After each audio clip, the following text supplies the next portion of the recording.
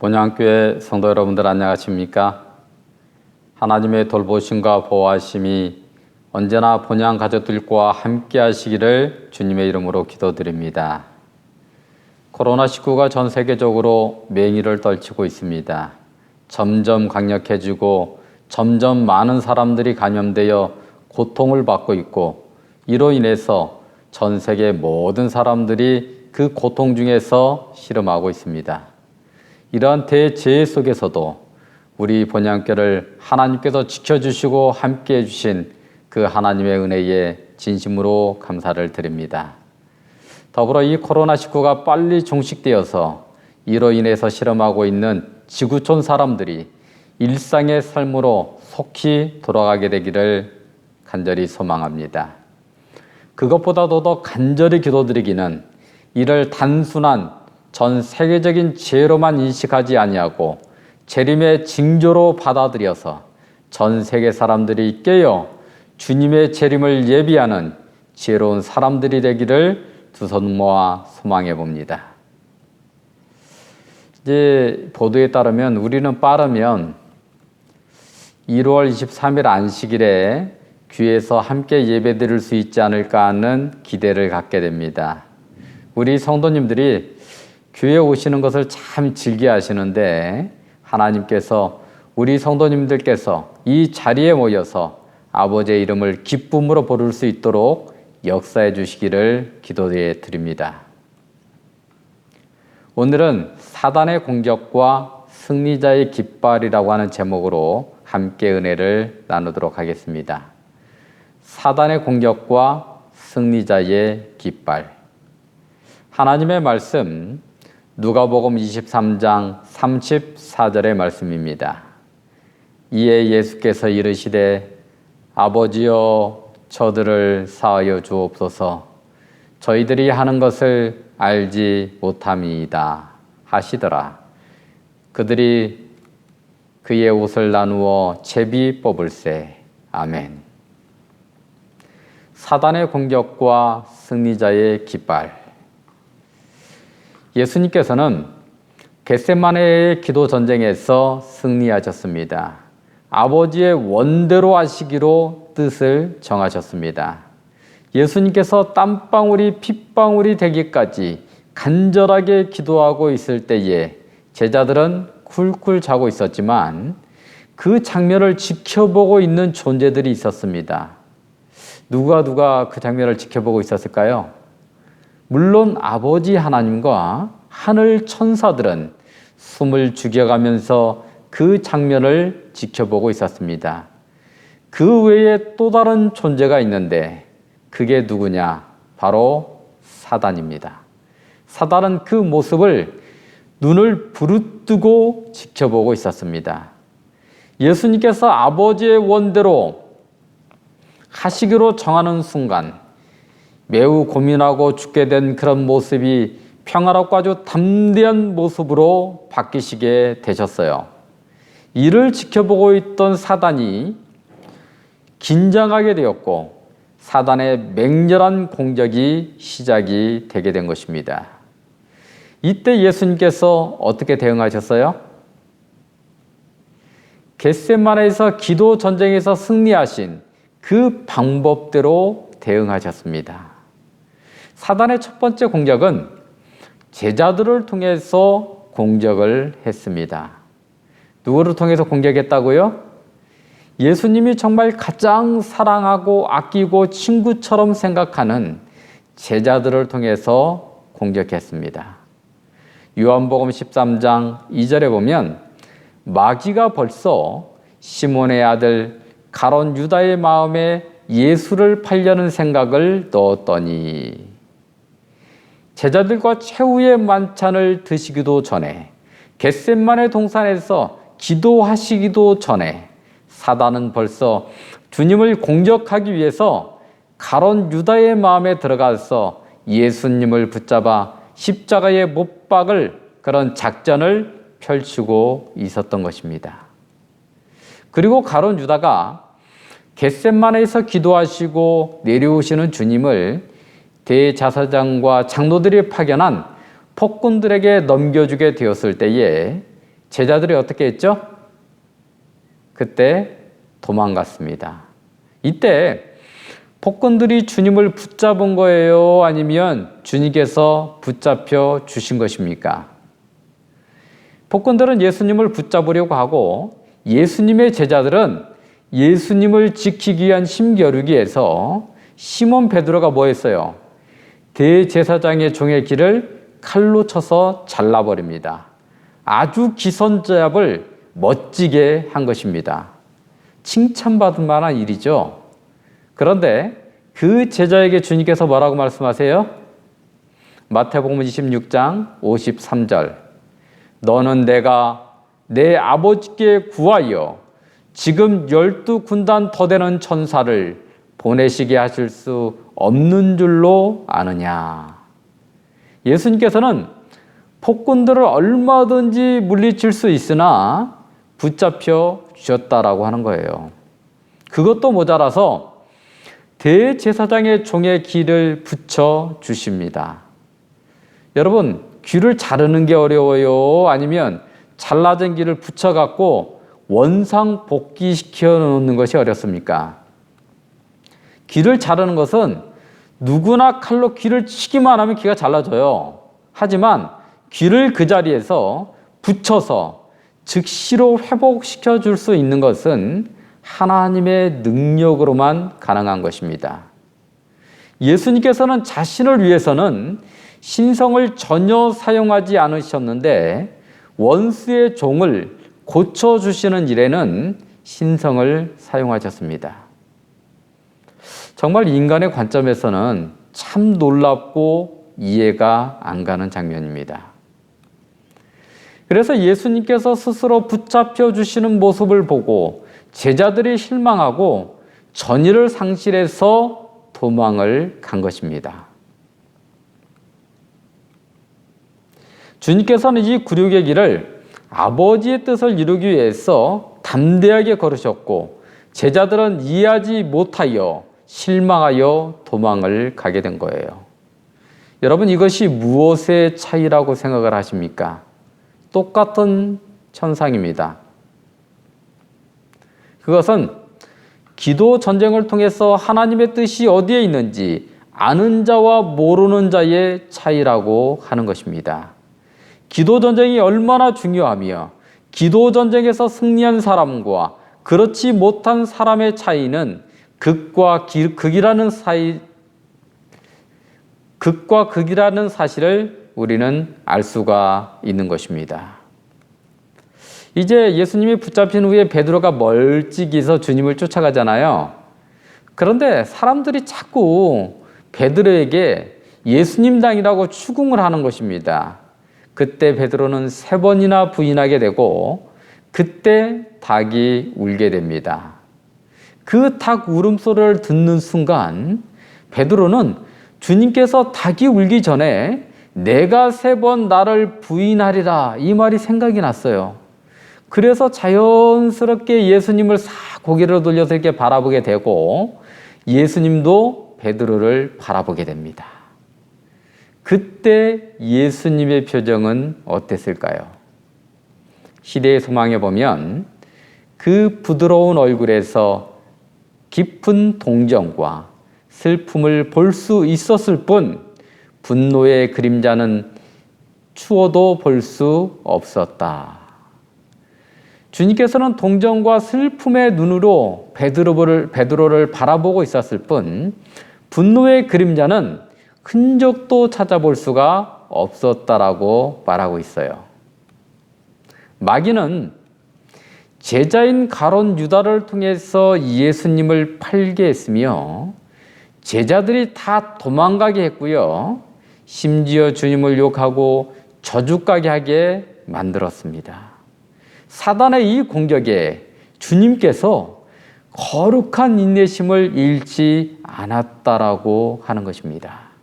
제자들을 통해서 마귀가 주님의 마음의 평안을 흔들어 보았으나 주님께서는 잔잔한 호소와 같은 눈빛으로 그저 동정 어린 시선으로 베드로를 그리고 제자들을 바라볼 뿐이었습니다. 주님의 그 모습은 붙잡히셔서 굴욕을 당하는 패배자의 모습이 아니라 승리자의 깃발이었음을 기억하게 되기를 바랍니다. 두 번째로 사단은 대제사장을 포함한 종교 지도자들과 권력을 잡고 있었던 정치 지도자들을 통해서 공격했습니다. 예수님은 대제사장 안나스에게, 산헤드린 공회에, 대제사장 가야바에게, 총독 빌라도에게, 헤롯에게, 다시 빌라도에게 정말 개처럼 끌려다니셨어요. 이처럼 마귀는 종교 지도자들과 정치 지도자들을 통해서 모독하고 채찍질하며 예수님을 공격했습니다. 이 모든 것을 대제사장들과 장로들이 주도를 했습니다. 여러분, 대제사장이 누구예요? 뭐하라고 하나님께서 세워놓은 사람입니까? 예수님을 대신하여 세운 대표적인 종이에요.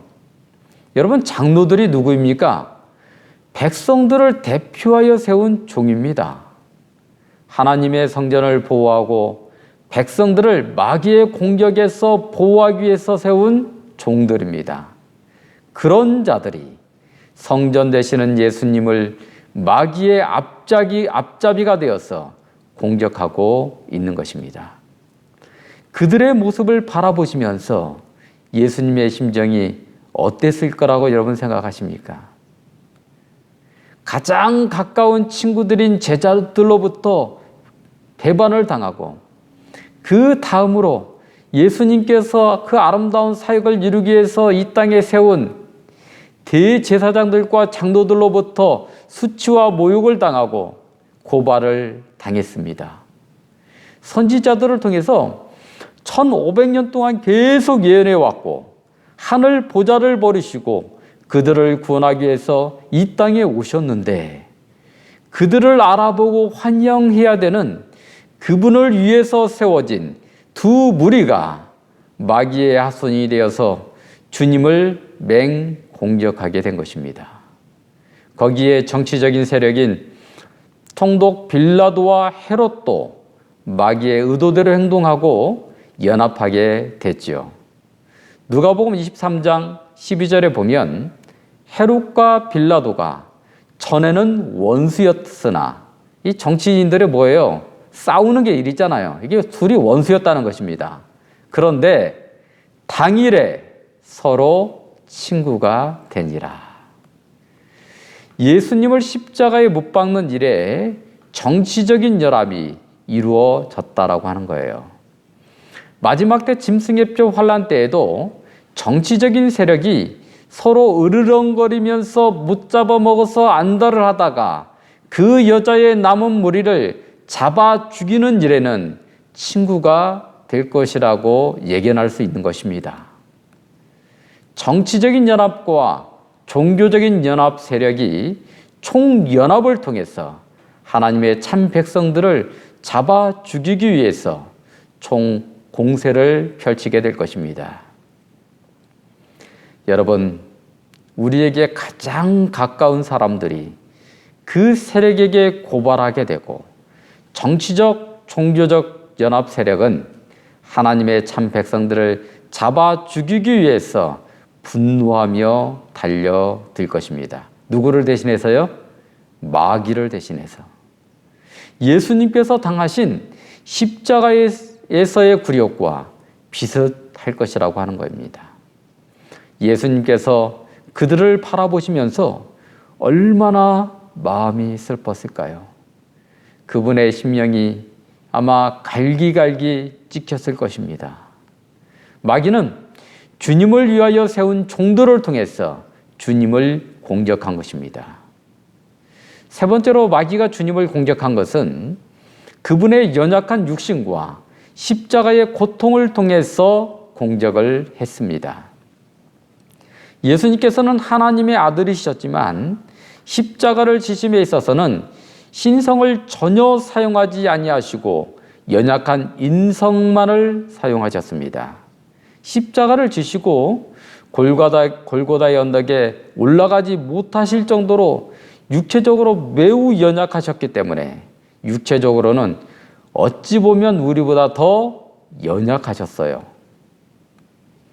우리 주님께서는 우리를 살리시기 위하여 십자가의 그 극심한 고통을 그 연약한 육신으로 다 감내하신 것입니다.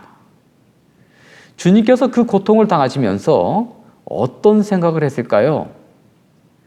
정말 죽어가는 인류를 바라보시면서 십자가의 길을 걸어야 되는 주님의 백성들을 생각하시면서 그 고통을 기꺼이 기쁨으로, 감사함으로 받으신 거예요.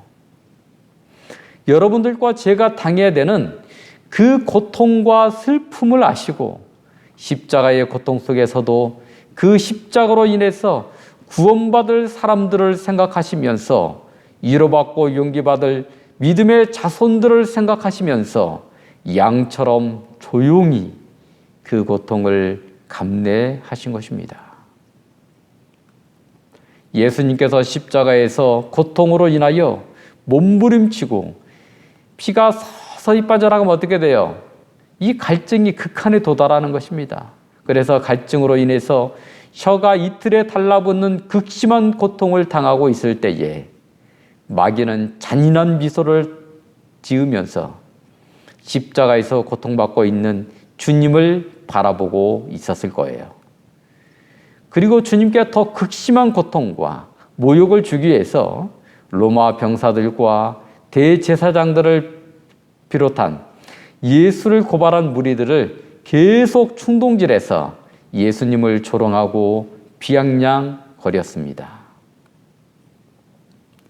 성전을 헐고 사흘에 짓는 자여, 내가 만일 하나님의 아들이거든 자기를 구원하고 십자가에서 내려오라. 그가 남은 구원하였으되 자기는 구원할 수 없도다. 그가 이스라엘의 왕이로다. 지금 십자가에서 내려올지어다. 그리하면 우리가 믿겠노라. 이렇게 온갖 조롱의 말들이 쏟아질 때 심지어 누구까지도요? 예수님을 조롱하고 있겠어요? 예수님의 양편에 함께 십자가에 못 박힌 강도들까지도 그랬어요. 마귀가 그 강도들의 입을 통해서 예수님을 맹조롱하면서 이래도 네가 견디냐? 이렇게 지켜보고 있는 것입니다. 죄인 중에 죄인인 강도들까지도 예수님을 공격함으로써 주님께서는 인류의 죄를 홀로 짊어지시기 위해서 아버지 하나님으로부터 온 세상으로부터 버림을 받으신 것입니다. 그 외롭고 고독한 길을 거룩한 인내심으로, 뭘로요? 거룩한 인내심으로 걸어가신 것입니다. 마귀에게 사로잡혀 광분하고 있는 무리들을 향하여 예수님께서 기도하십니다. 아버지, 저들을 사하여 주옵소서. 자기들이 하는 것을 알지 못함입니다. 양편에 있는 강도가 처음에는 예수님을 같이 조롱을 했어요. 그런데 예수님의 용서의 기도를 들으시고 예수님께서 하시는 모습을 바라본 후에 한편 행악자는 뭐라고 욕을 했습니까? 내가 그리스도가 아니냐?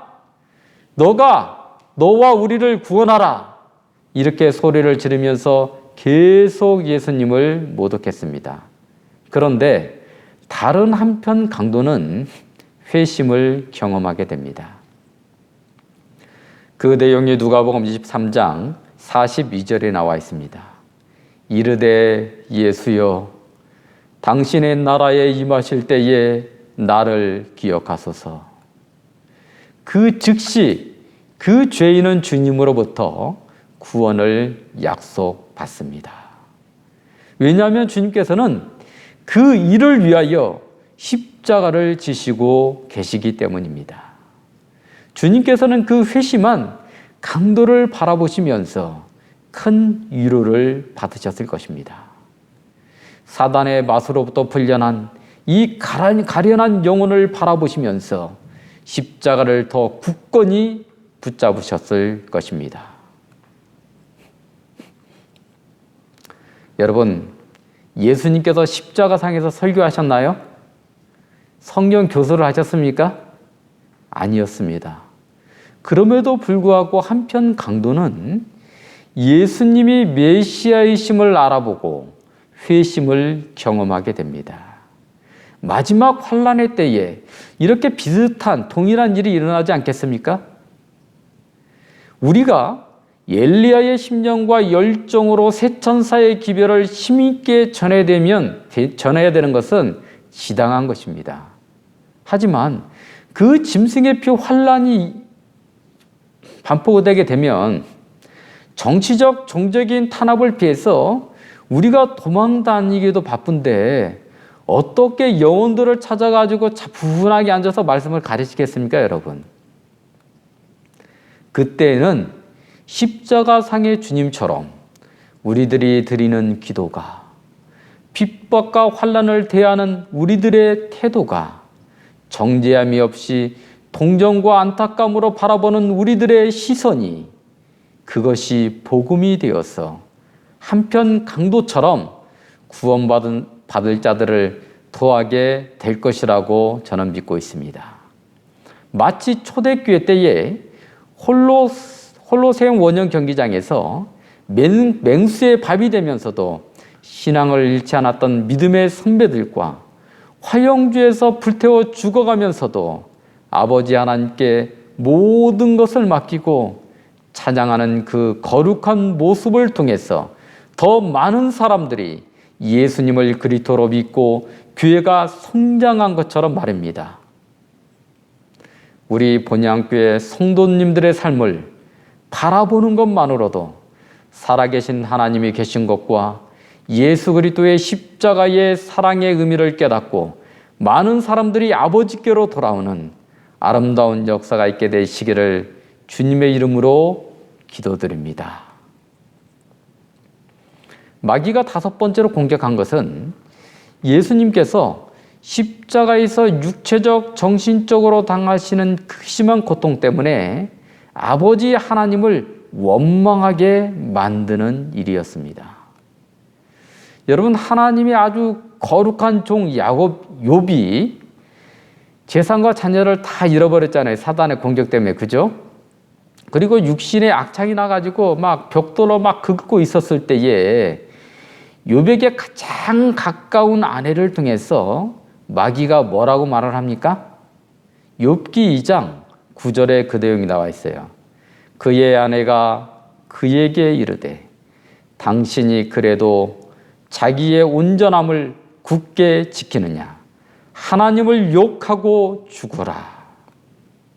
마귀가 예수님께 극심한 고통을 주면서 기대한 것이 뭐예요? 하나님을 욕하는 것이었습니다.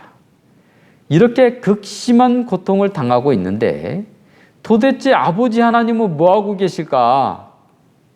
그런 서운한 감정을 갖기를 마귀가 바라고 있었던 거예요.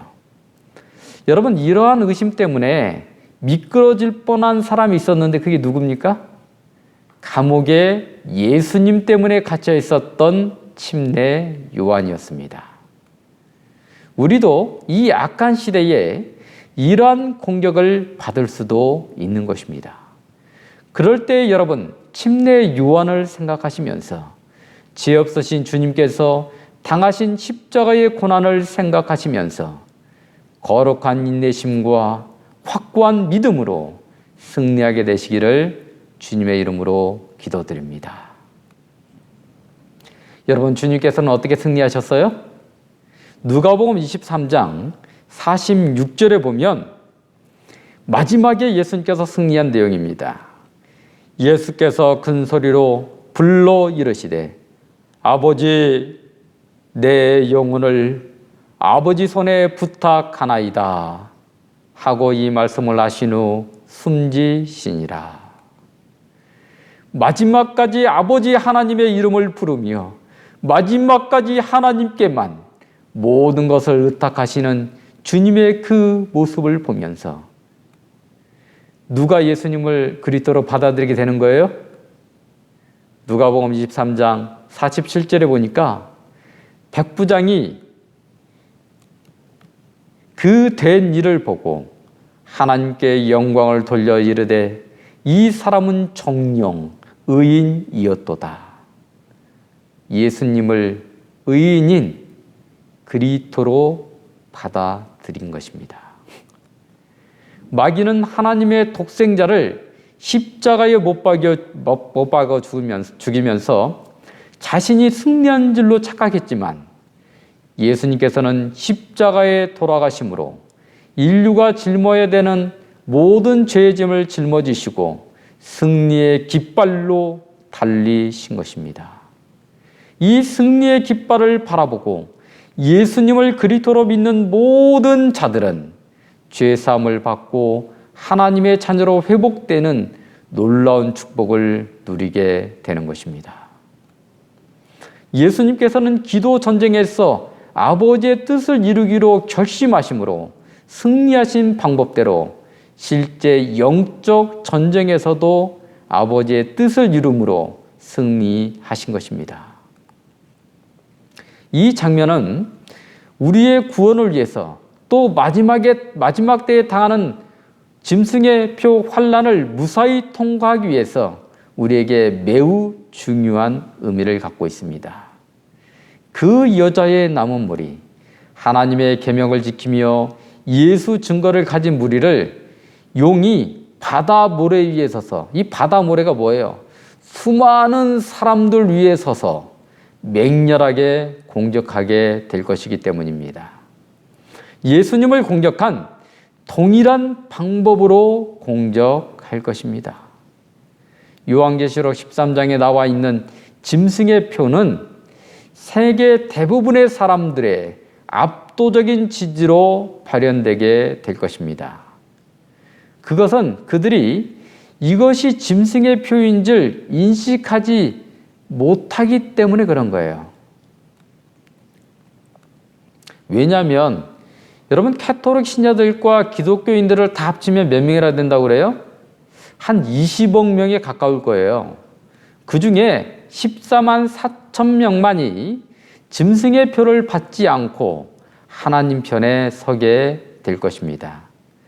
이것이 실수이든 상징수이든지 간에 매우 작은 무리들만이 짐승의 표를 받지 않을 것임을 우리에게 시사해주고 있는 것입니다.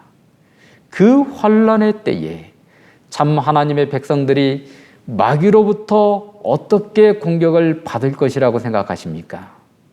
첫 번째, 친구와 신앙적인 동료들에게 버림을 받을 것입니다. 여러분, 그때 어떻게 대응하시길 원하십니까? 주님의 눈빛으로 그들을 바라보게 되시기를 바랍니다.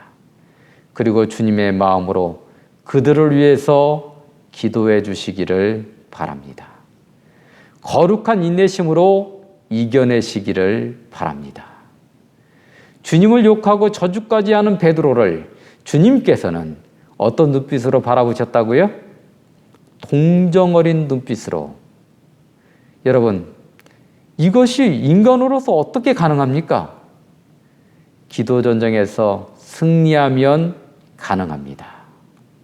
두 번째, 세계 최고의 정치 지도자들과 종교 지도자들이 연합하여 공격할 것입니다.